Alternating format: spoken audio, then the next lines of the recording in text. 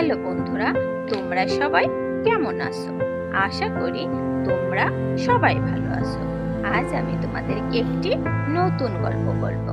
গল্পটির নাম অতি আশায় দুরাশা।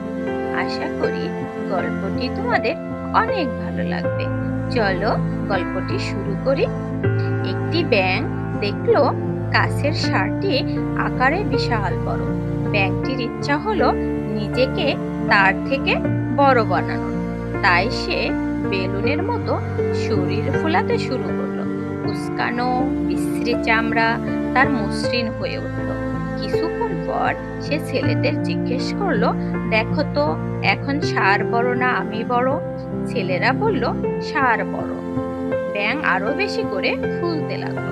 আবারও জিজ্ঞেস করলো, এবার বলো তো কে বড়? ছেলেরা বলল, এখনো ষাঁড় তোমার চেয়ে অনেক বড়। রাগে ও অহংকারে ব্যাঙ নিজেকে আরো বেশি ফুলাতে লাগলো। ফুলাতে গিয়ে বেলুনের মতো ফট করে ফেটে মারা গেল।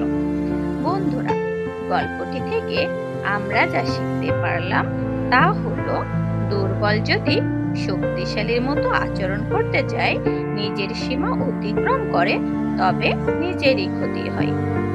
অতিরিক্ত উচ্চাকাঙ্ক্ষা ও অহংকার মানুষের সর্বনাশ ডেকে আনে। বন্ধুরা, গল্পটি কেমন হয়েছে অবশ্যই জানাবে। আজকের মতো এই পর্যন্ত। ভালো থেকো তোমরা সবাই। আল্লাহ হাফেজ।